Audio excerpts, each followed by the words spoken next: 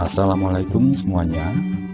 Sebelumnya saya ucapkan terima kasih karena masih terus mengikuti cerita bergambar di channel ini. Dan untuk kawan-kawan yang belum subscribe ke channel ini, dukung saya ya. Klik tombol subscribe dan klik logo lonceng untuk bisa berlangganan gratis di video cerita bergambar selanjutnya. Oke, sebagai imbalannya kali ini saya akan coba menggambar sekaligus bercerita tentang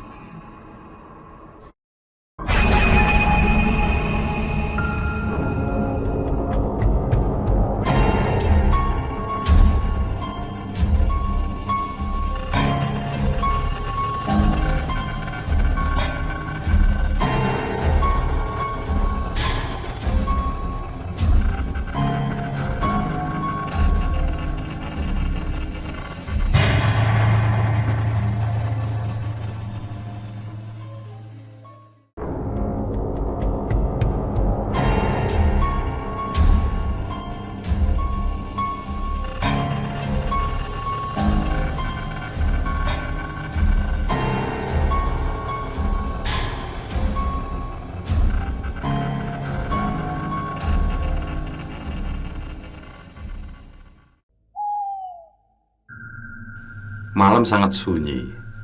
Sebatang rokok habis terbakar. Namun tamu yang dinanti belum juga datang. Sementara itu, yang lain sedang bersenang-senang dengan para tamu. Sylvie diam termenung di akuarium Jeng Mami. Lelah menunggu, ia pun kembali ke kamar. Ia membaringkan tubuh. Sesaat rasa lelah itu hilang. Namun, di saat itu pula lah ia mendengar suara lirih. Sylvie, Sylvie. Sylvie terperanjat. Suara siapa itu? Ia pun duduk di tepi ranjang, mendengarkan lebih jelas. Ia semakin terperanjat saat pintu kamarnya tiba-tiba terbuka dengan sendirinya.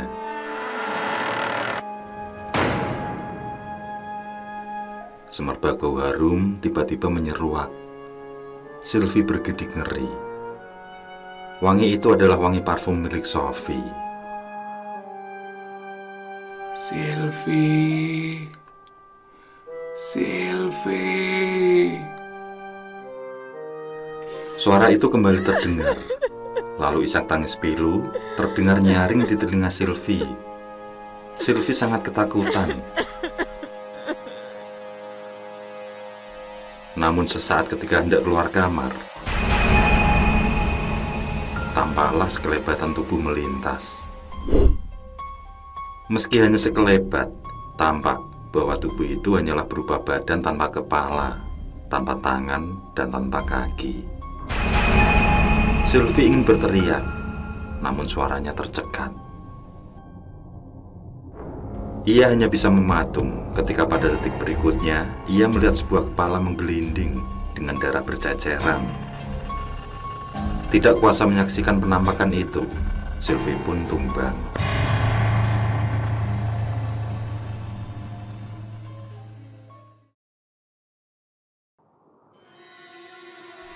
Di lain hari, di lain waktu, seorang pria datang ke Wisma Jeng Mami. Bahwa ketika memarkir mobilnya, ia melihat Sophie tengah berdiri di teras Wisma. Si pria bermaksud menyapanya, ketika yang dilihatnya justru seorang wanita dengan wajah berlumuran darah, menyeringnya ke arah si pria. Tentu saja Jeng Mami mengatakan bahwa itu hanyalah pikiran si Om saja yang sedang melamun. Meski ia tahu dan merasakan kengerian yang sama.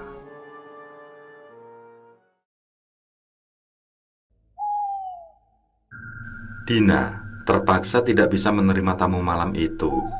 Flu dan demam tinggi menyebabkan ia memilih untuk tinggal di Wisma. Sementara itu, teman-temannya silih berganti datang dan pergi bersama para tamu. Dina lebih memilih menarik selimut karena memang rasa dingin begitu menusuk hingga ke tulang. Meski ia sadar Dalam situasi seperti ini, bayangan Sofi bisa saja muncul sewaktu-waktu.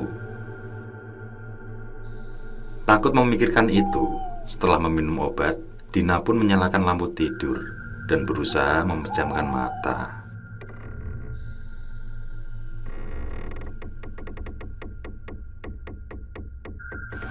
Terdengar suara engsel pintu berderak, seperti sedang dipermainkan oleh seseorang.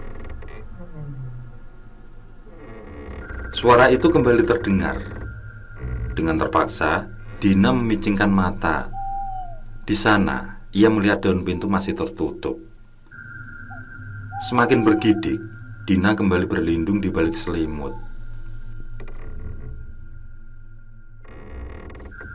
Belum sedetik berlalu, suara engsel pintu kembali terdengar. Dan pintu itu kini terbuka. Namun di sana tidak ada siapapun nampak.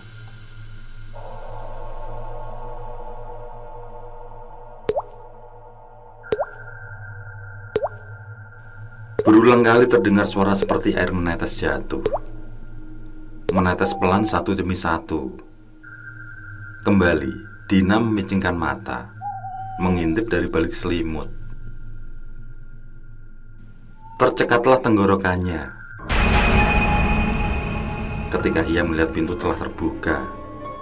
Makin tercekat ketika ia melihat gelas yang barusan ia pakai untuk meminum obat telah berubah warna.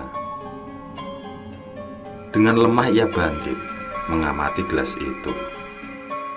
Rupanya bunyi tetesan air itu berasal dari sana. Namun, tetesan itu bukan air. Tetesan itu berwarna merah kehitaman. Darah. Dina mendongak untuk mengetahui dari mana asal tetesan itu. Matanya seketika berkunang-kunang. Ia melihat seorang wanita menempel di langit-langit kamar. Darah itu menetes dari leher sang wanita yang menganga.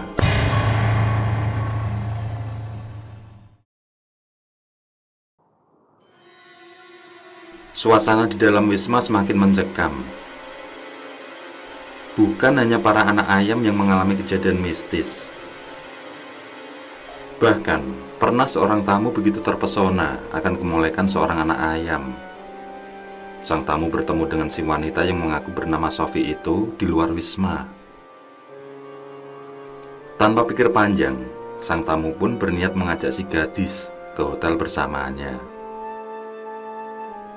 Namun di hotel, bukan kenikmatan semalam yang didapatkan, justru kejadian menyeramkan yang tidak akan pernah terlupakan.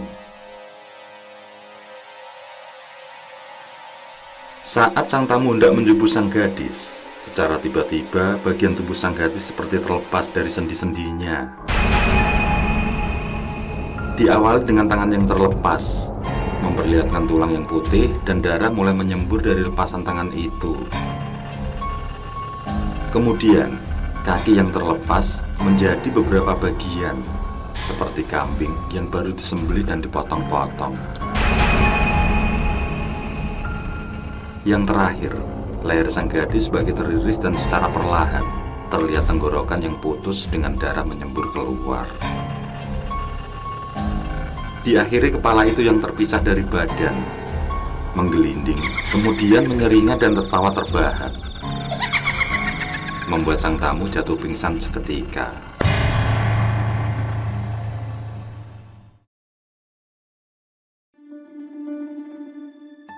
Meski pelanggan sudah sangat jauh berkurang, namun karena pelayanan para anak ayam milik Jeng Mami terkenal sangat memuaskan, pelanggan-pelanggan yang sudah sangat puas akan pelayanan itu semakin selalu setia berkunjung. Di wisma hanya tinggal Jeng Mami sendirian. Sementara anak asuhnya sedang keluar di booking para om-om atau bos-bos pelanggan setia. Tidak dapat dipungkiri bahwa Sofilah primadona di wismanya. Bukan karena paling cantik, namun para pelanggan mengatakan bahwa di atas ranjang, Sofilah yang paling pandai bergoyang. Tentu, aliran uang lancar mengalir ke pundi-pundi Jeng Mami. Jeng Mami adalah seorang wanita berumuran 40-an tahun yang terpaksa menjanda setelah ditinggal selingkuh oleh suaminya. Maka ia lampiaskan dendam dengan cara seperti sekarang ini.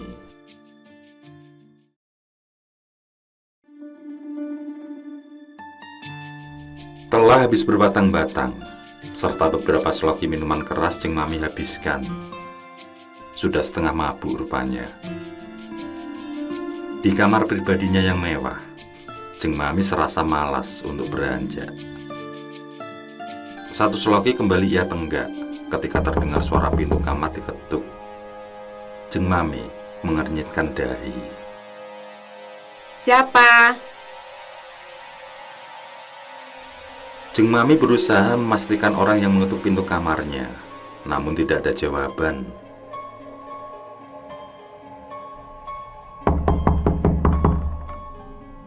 Pintu kamar kembali diketuk. Kali ini lebih keras. Maka lebih keras pula Jeng Mami bertanya. Siapa? Jeng Mami mulai merasa terintimidasi. Ia pun mengambil celurit yang selalu ada di kamarnya. Bukan celurit sembarangan. Celurit itu ia pesan khusus dari empu pisau terkenal di Indonesia. Jeng Mami pun bukan wanita sembarangan. Ia terkenal sebagai seorang ahli bela diri pencak silat. Berbekal celurit itu, Jeng Mami berjingkat pelan. Wanita bertubuh indah itu dengan pelan-pelan membuka pintu. Tentu, celurit itu siap mengayun bila mana ada orang yang tidak dikenalnya masuk ke wismanya.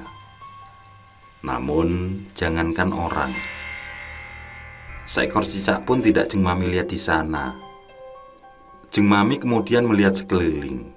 Terlintas di sana bagaimana Sophie semasa hidup duduk di akuarium menunggu para tamu datang.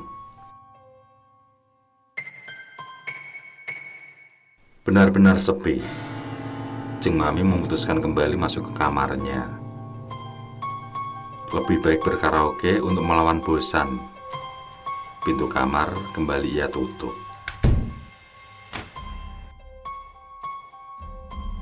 Jantung Jeng Mami berdebar sangat keras ketika bukan lagi ketukan yang ia dengar. Kali ini terdengar seperti dentuman yang sangat hebat. Seketika Jeng Mami naik pitam. Kembali celurit ia siagakan.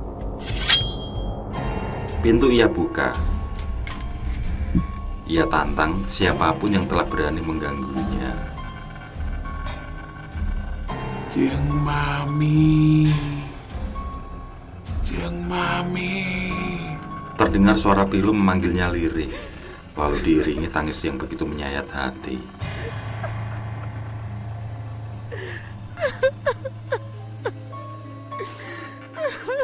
Siapa kamu? Bentak Jeng Mami. Celurit tajam masih erat menggenggam di tangan kanannya. Tidak ada jawaban. Hanya sekelebat bayangan melintas dengan cepat. Dari ruang tengah, Jeng Mami melihat satu perwujudan yang sangat mengerikan. Sepasang kaki berjalan terseok menuju ke arahnya. Lutut Jeng Mami mau tidak mau pun bergemetaran. Belum sampai kaki itu mendekatinya, tiba-tiba telah lenyap tanpa bekas. Disusul suara cekikikan melengging-lengging. Vas bunga yang menjadi penghias meja tamu pun bergerak dengan sendirinya, melayang sebentar, lalu jatuh dan pecah berantakan. Bahkan korden di ruang tamu pun terasa melambai-lambai kencang, bagai tertiup angin. Kursi yang tertata rapi tiba-tiba saling bergeser, lalu terhempas sebagai sampah tertiup angin. Darah tiba-tiba menggenang, lalu membanjiri lantai di mana Jeng Mami berdiri. Kejadian mendadak yang sangat mengerikan bagi Jeng Mami itu pun tentu meruntuhkan nyalinya. Belum pernah ia mengalami kejadian begitu menyeramkan. Jeng Mami. Jeng Mami. Suara itu kembali lirih terdengar, namun sangat jelas menusuk di lubang telinganya. Celurit dalam genggamannya tiba-tiba seperti dikendalikan seseorang. Perlahan, posisi celurit itu memutar dengan bagian tajam mengarah kepadanya. Satu kekuatan tiba-tiba menggerakkan tangannya. Mata celurit yang tajam menempel di leher Jeng Mami, seolah ia sedang mengancam dirinya sendiri. Bila saja satu tarikan, akan terputuslah tenggorokannya. Ampun, ampun, jangan ganggu aku, ampun. Jeng Mami meratap penuh iba, namun mata celurit masih menempel di leher tanpa bisa dikendalikan. Tutup tempat ini. Tutup. Suara tanpa rupa itu bagai tajam menyayat. Suara Sophie. Aku tidak akan menutup tempat ini. Ini pekerjaanku. Jeng Mami berusaha memberontak. Dan yang menjadi jawaban adalah mata celurit itu semakin kuat menekan leher Jeng Mami. Betapapun ia berusaha melepaskannya, satu irisan menyayat kulit lehernya yang mulus. Darah mengalir tipis. Ampun, ampun, aku mohon ampun. Baiklah, aku akan menutup tempat ini, aku janji. Kalau kau ingkar janji, kau akan mati. Seiring janji yang terucap itu, mengendur pulalah celurit dalam genggamannya. Ia lemparkan celurit itu. Ia usap lehernya yang sedikit tersayat. Darah membekas pada telapak tangannya.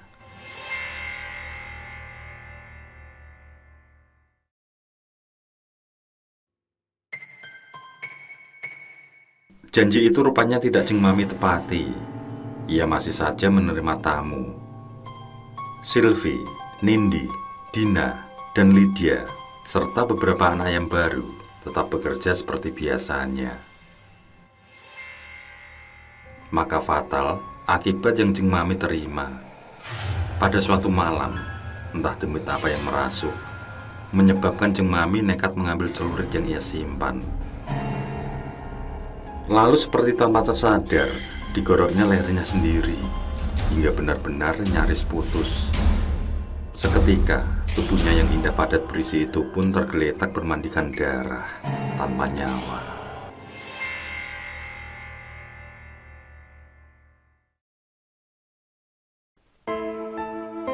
Kang Dadang bercerita dengan air mata tidak terbendung, mengingat akan peristiwa beberapa tahun yang lalu. Siti Sopiatun, atau terkenal dengan nama Sophie, ternyata benar-benar ingin bertaubat. Ia rela nyawa menjadi taruhannya untuk membela harga diri yang selama ini ia obral.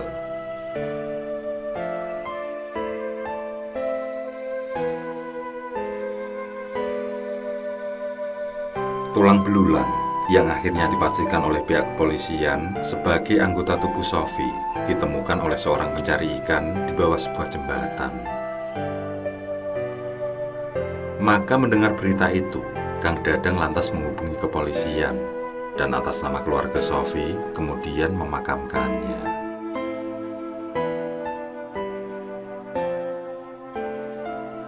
Saya bahagia dengan hidup saya yang sekarang. Meski terkadang saya sedih bila mengingat bagaimana cara Sophie menyebut mati. Sangat tragis. Tapi itulah cara dia menebus kehormatan dan harga dirinya.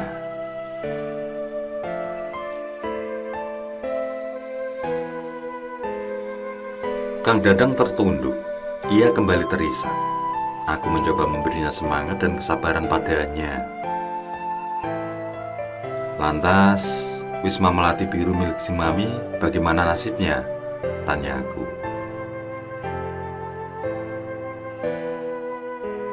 Wisma itu dibiarkan kosong sampai sekarang. Penghuninya bubar. Tapi aku masih tetap menjalin komunikasi dengan mereka. Silvi bahkan kini punya 2 anak. Kami dikaruniai 2 anak, Mas. 1 laki, 1 perempuan.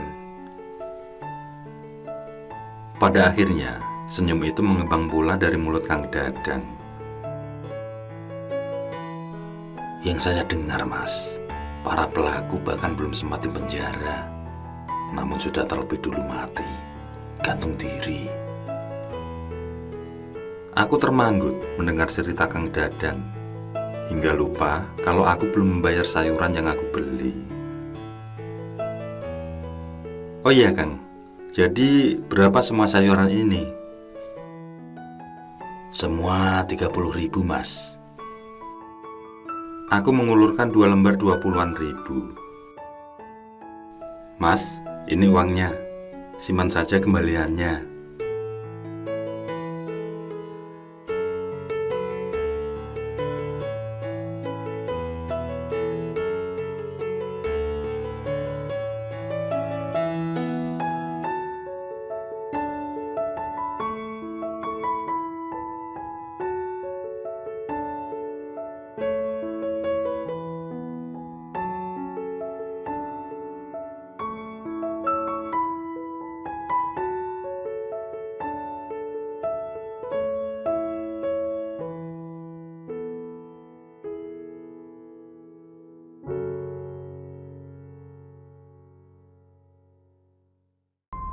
Oke, saya kira cukup cerita kali ini. Untuk cerita-cerita lainnya, silahkan buka di bagian video dalam channel ini, di playlist cerita bergambar. Sekali lagi terima kasih ya. Jangan lupa like, komen, share juga boleh. Dan untuk yang belum subscribe, langsung klik tombol subscribe. Semangat berkarya. Akhirul kalam, wassalamualaikum warahmatullahi wabarakatuh.